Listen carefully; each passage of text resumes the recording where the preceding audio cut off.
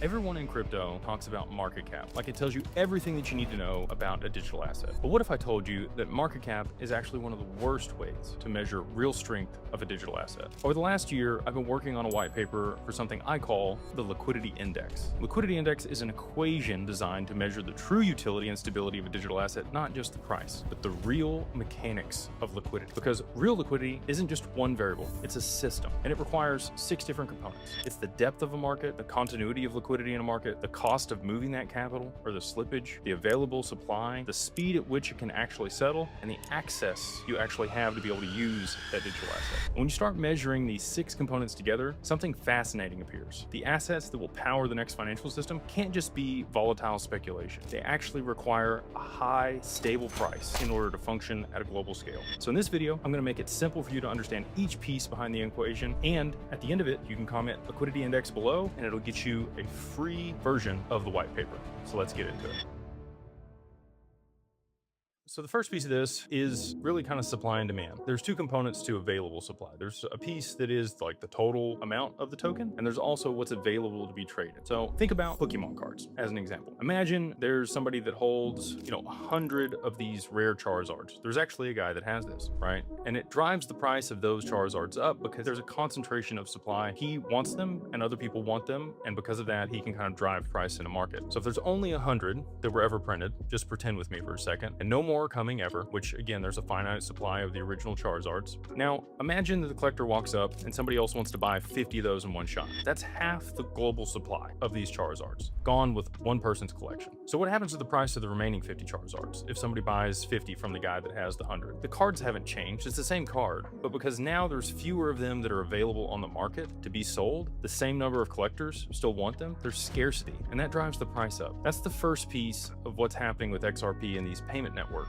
Fixed supply, growing demand, and the remaining cards get more valuable. The next piece is where it gets interesting, and this is the part that most people completely miss. It's the depth of a market. So let's say there's a giant bank, call it JP Morgan, and they want to move $100 million from one country to another, and they want to use XRP to do it. Think of XRP's market like a swimming pool or a large pond. The water in the pool is the money that's available to absorb that trade. If the pool is shallow, like in the kiddie pool, and a 200-pound adult cannonballs into that, what happens? Well, water goes everywhere, and it's a total mess. Everyone around the pool gets soaked, and that's what happens to the price when massive banks try to push $100 million through a thin market. The price crashes. But if the pool is the size of a lake or an Olympic swimming pool, and it's deep and full of water, the same cannonball barely makes a splash. The water absorbs it. The price stays stable. So the question is, how do you make the pool deeper? The lever for that is got to be price. Here's the thing about XRP and other payment networks. The number of tokens are fixed. There are only so many of them, so they can't print more of them. It doesn't work like the Federal Reserve printing dollars. So if the pool stays the same size, there's the same number of tokens. The only way that they can make that liquidity deeper is to make each token worth more. Think about it this way.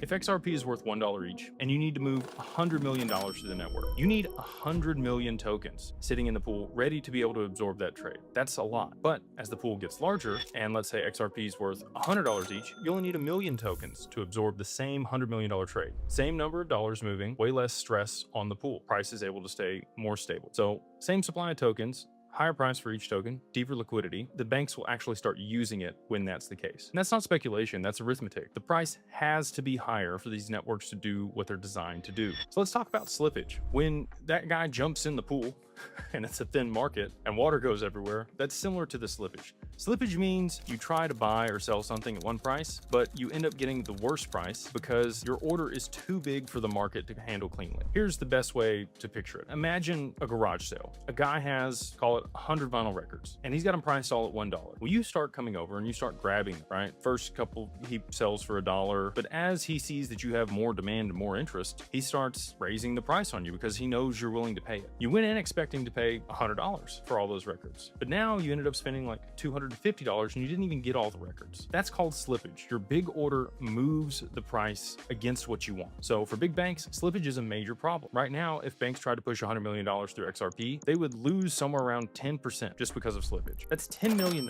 just gone. Nobody's gonna do that. But in traditional stock markets, moving $100 million costs them less than half of 1%. So right now, crypto loses that comparison poor, right? It's no contest. There's not enough liquidity. But to close the gap, it's really just straight math. The value sitting on the order books needs to grow by something like 20 to 100 times. And since the number of tokens can't grow, the price of the token has to do all of that work. So here's where it really gets interesting. Not only does the price need to go up for these networks to function, but on top of that, the available token supply is shrinking. Well, there's actually a burn rate for sending transactions on the network, but that's a small amount, right? Like XRP will be around for 50,000 years, the current burn rate. But what I'm talking about is things that are locking up that XRP or other digital assets and holding them out of the available supply to be able to settle. So let's talk about ETFs. When companies like Grayscale or Franklin Templeton launch an XRP ETF, they buy tokens and they lock them up in cold storage. These tokens do not trade anymore. They are taken off the market. They cannot be used to settle transactions. Second, banks and companies that want to use the network for real business, moving money across borders, settling trades back into markets,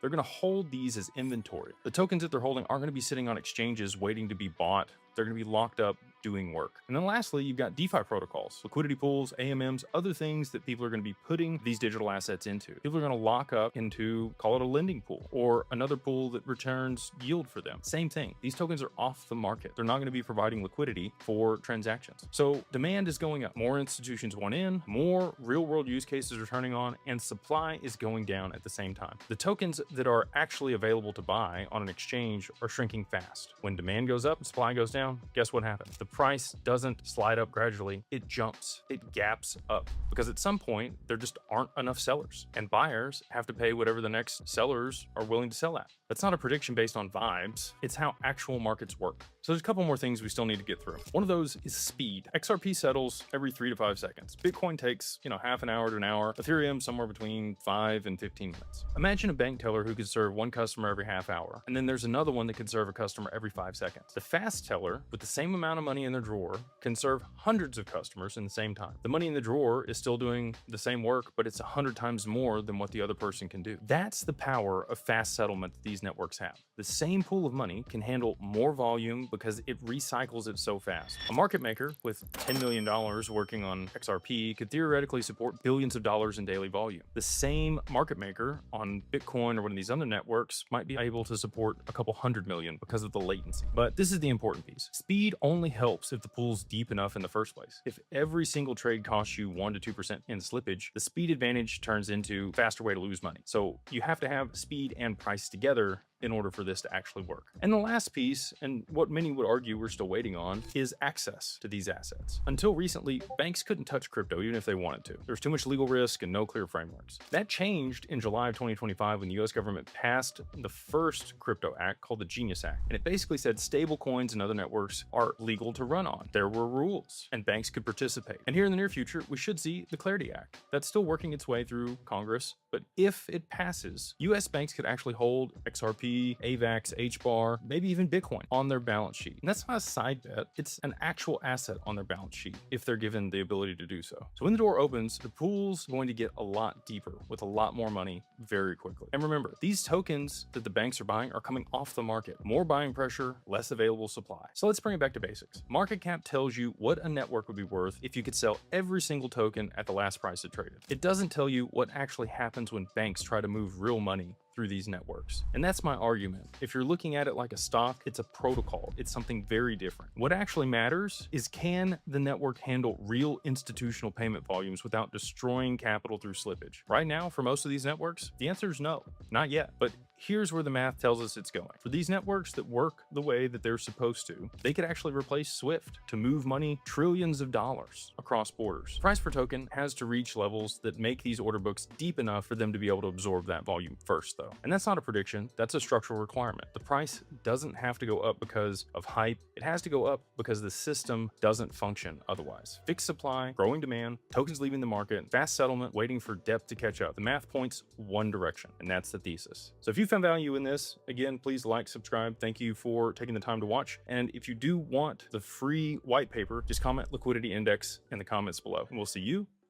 on the next one.